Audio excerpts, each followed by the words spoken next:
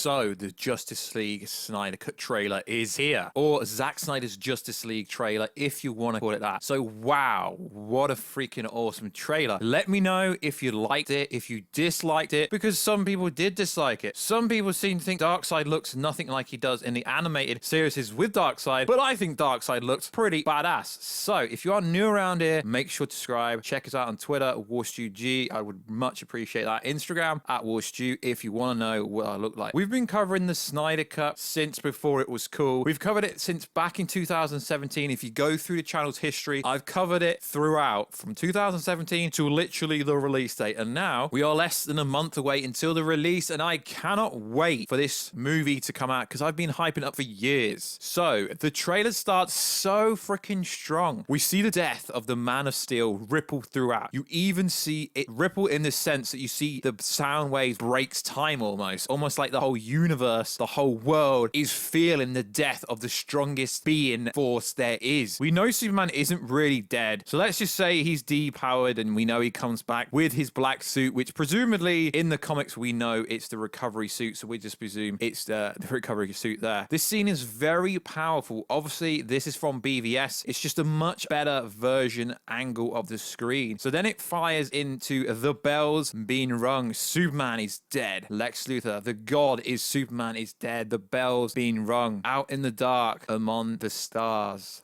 The god is dead. Now, a lot of people didn't like Jesse Eisenberg's version of Lex Luthor, but I think it's a bit unfair because I don't actually think we've seen him properly. So the context of the line originally was delivered in Batman vs. Superman was after Lex Luthor had communicated with Steppenwolf, meaning Darkseid knows Earth is ripe for the taking. In this one shot of Superman, we see the literal waves created by his death, screams going around the world like we just said a second ago, activating the dormant mother boxes, triggering the eventual invasion by Steppenwolf. So the first scene of the trailer does reveal an awful lot to the audience if you actually look at it properly. So a lot of this trailer is going to be centric and centered around the Knightmare scene in the future, which I presume would take up 25%. I wouldn't be surprised if it took up at least an hour. The Knightmare storyboard was leaked ages ago, years ago, before most people started covering it. So careful spoilers if I don't ruin your life. So the storyboard makes mention of end of part 1. As we know, there was supposed to be part 1, part 2, and part 3. So this looks to be possibly the final scene or even a post-credit scene from Zack Snyder's version of the Justice League part 1. It is known that Zack has plans for sequels, but as we know, none of that will actually happen unless the fans get behind it properly. The art reveals the scene takes place 5 years in the future. So yeah, it takes place 5 years later, where Knightmare Batman lending what's left of the Justice League, which includes the Flash, dragging what's left of Cyborg, mentioning that Gotham now belongs to Darkseid. 5 years later, sand dunes, smoldering solar pits, gothic spires rising from the desert. Once this was Gotham, now the rest of Earth is belonging to Darkseid. Coming over the dune, the post-apocalyptic Batman as seen in Batman VVS with a ragtag army of rebels. The surviving members of the Justice League walk over and rise of the dune in Wayne Manor. Batman leads them. Flash drags what's left of Cyborg behind him. Bruce looks up to the sky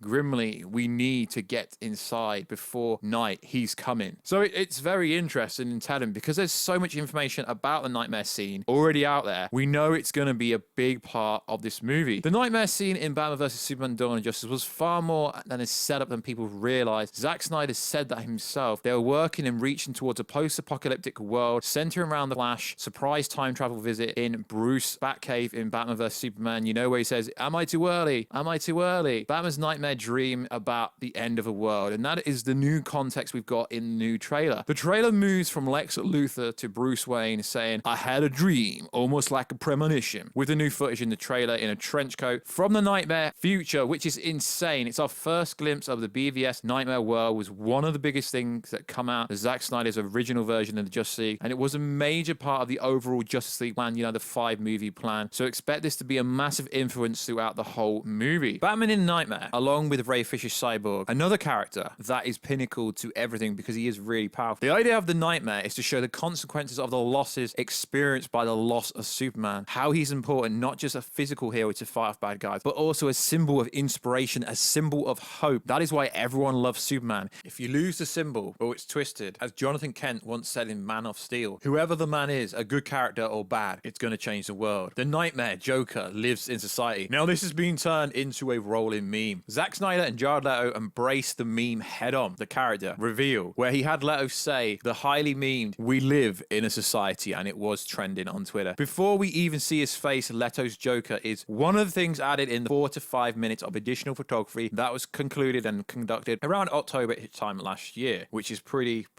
darn interesting. So Joker's full line is, "We live in a society where honor is a distant memory. Isn't that right, Batman?" And I've watched a few videos and some people really hated this version of Joker, but I think some people are peddling, they're looking for reason to hate it. Now watch the movie. If you hate it, you hate it. Considering this is the confrontation between Batman and Joker in the Knightmare future, where the Dark Knight might even, okay, he is going to team up with Joker, let's just put it out there. A future where Batman carries a gun, Joker line is surely taking a dig at Batman's changing principles following the collapse of society. It is pretty cool. And also in this scene, we do see Cyborg behind him. Cyborg gets some new weapons, and for some reason, the CGI does look pretty shady, but I'm not going to judge a movie on that. So Cyborg does have the ability to manifest weapons, or even additionally become a weapon, but which wasn't utilized in the Joss Whedon cut, pretty much. Based on the post-apocalyptic destruction of this in the background, it appears to be the Nightmare scene. I'm basing that on the coloring and how it looks behind him, which is pretty cool. So a lot of the movie will take place there, and it's going to be absolute freaking carnage. So as you've already realized, we're not doing the trailer in current order. We're just doing the most important parts in order I see fit. There's an attack coming from far away, but it's already happened. So we're going to get some kind of history lesson in this. We see Darkseid attempting to unleash the anti-life equation, but by the Amazons, the Atlanteans, the Tribesmen, the Green Lantern, the Greek gods, they all banded together to push him back, including a showdown between Ares, the god of war, and Darkseid himself. We kind of seen some variation of that in the Joss Whedon cut, if you've seen it. Steppenwolf decimates the Amazons on Themyscira. Themyscira. You guys always say I say that wrong. We've seen this in the original Joss Whedon cut, where he steals the mother box in the 2017 version, and Steppenwolf looks completely different. He decimated him. He snaps the hell off. It's brutal. We know why this is R-rated. We really know why this is R-rated. So one of the most cool lines in this movie for me is where Alfred says, "If you can't bring down the charging bull, you don't wave the red cape at him," which not only works as a standalone metaphor,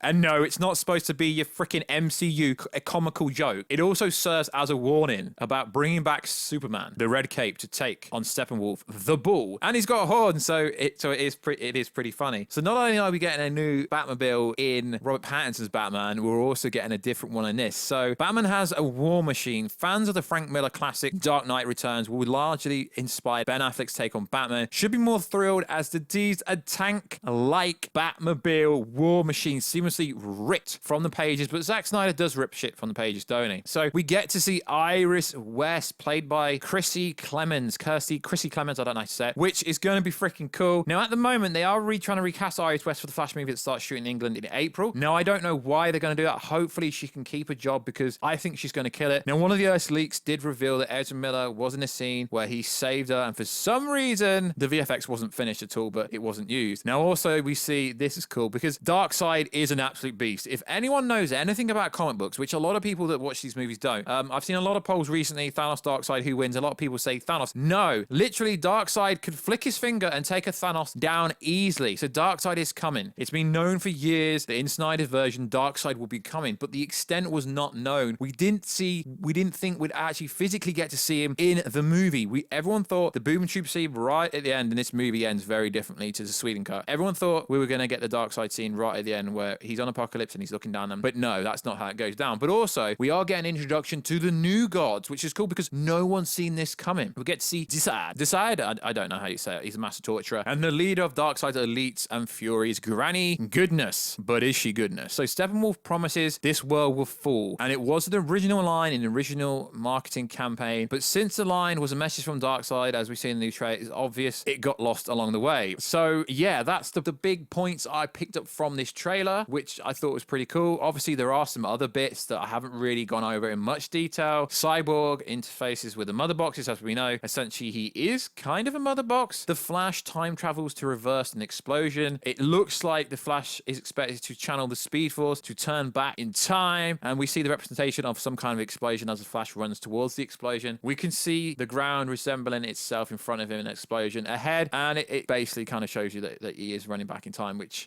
is pretty damn cool. That the Amazonian fights history lessons are back in full capacity, which is pretty cool because that was kind of a bit of an incontinuity, a bit of inconsistency. Cyborg, we get to see more Cyborg in this trailer. As we know, Victor Stone was supposed to be a pinnacle part. We're going to get to see the football scenes. We know we're going to get to see him doing so much cool badass stuff, which we didn't get to really see. And don't forget the Superman scene. Superman was sent to Earth for a reason, and we get to see the famous Superman takeoff. But a lot of people wanted more Superman in the trailer, and let's be honest, guys, everyone wanted more Superman, but obviously we haven't got it for a reason. Batman needs warriors. He's forming an alliance to take everything down. Obviously, this is where he forms everything. Obviously, an attempt to take out Steppenwolf and return the mother boxes. We know that obviously Mira is going to be in this movie, although we didn't see Mira in the trailer, which is pretty much a good thing because I do want some surprises. Now, I really hope Zack Snyder doesn't reveal anything else about this movie. Why? Because we literally already have seen everything about the movie that we need to see. It's a 4-hour movie. We don't need any more trailers, but I just want to thank you guys. We've been covering Zack Snyder Justice League since 2017. I'm not one of these people that just jump on the hype train. I caused the hype. No, I didn't really cause the hype train. I was part of it, obviously part of the release of Snyder Cut, started by Fiona years ago, but I'm just glad we've finally got to this part where we can all see the movie properly. And if you still don't like it, well, that's up to you, but at least you can judge it on Zack Snyder's presidents, not on Josh Whedon's presidents. So like always, guys, check us out on Instagram at Warstu, Twitter, WarstuG. That would be freaking awesome. And I will catch you in the next video very soon. Catch ya later.